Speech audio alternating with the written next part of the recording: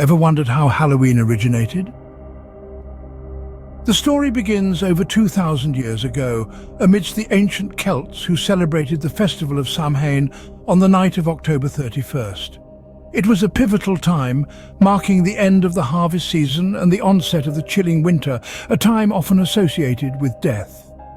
The Celts held a strong belief that on this night, the boundaries between the living and the dead blurred, allowing ghosts of the deceased to return to Earth. To commemorate this event, they conducted rituals that have echoed down the centuries. They lit grand bonfires believed to have protective and cleansing powers. They donned costumes usually consisting of animal heads and skins. This was not merely for theatrical effect, but a strategic move to ward off any visiting ghosts. And so the tradition of celebrating the uncanny began long before it was called Halloween. But how did this pagan festival evolve into the Halloween we know today? Well, the seeds of transformation were sown in the 8th century when Pope Gregory III decided to designate November 1st as a time to honor All Saints. This day was named All Saints' Day, and its preceding evening, All Hallows' Eve, eventually became Halloween. The Pope's decision wasn't entirely arbitrary. He was cleverly incorporating some of the traditions of the Samhain festival.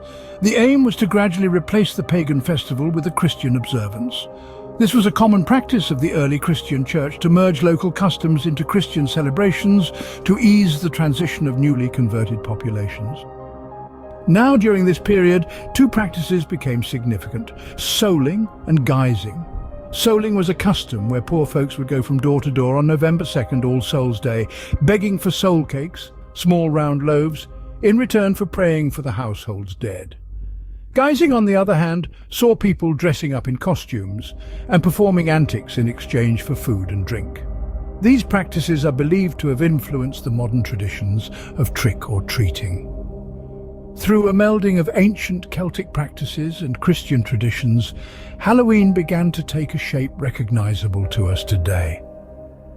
The essence of the festival, remembering and honoring the dead, remained unchanged, but the form it took evolved significantly over the centuries.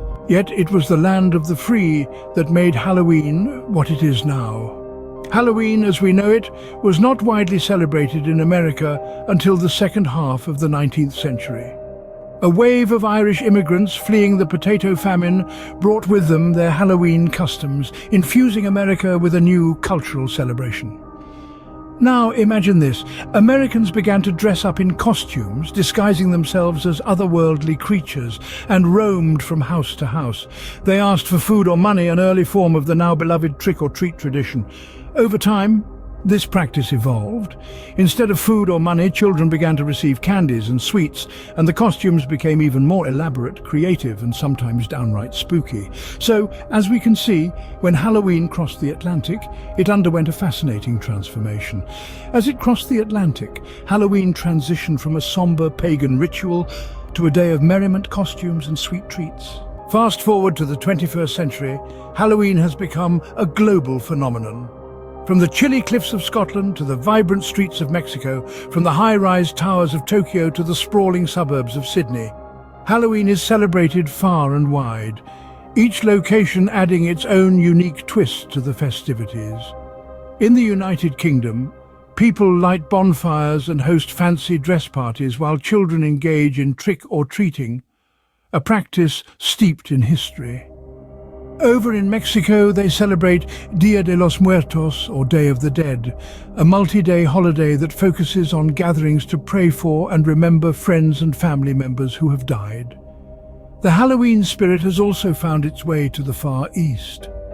In Japan, the Kawasaki Halloween Parade is a sight to behold, with thousands of participants showcasing their creative costumes.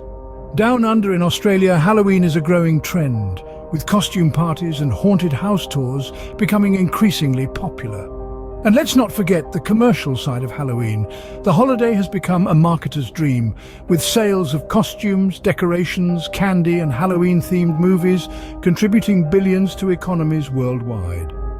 From pumpkin-spiced lattes to horror movie marathons, Halloween is not just a day, but a season that starts as soon as the leaves begin to change. From ancient Samhain to today's spooktacular celebrations, Halloween has indeed come a long way.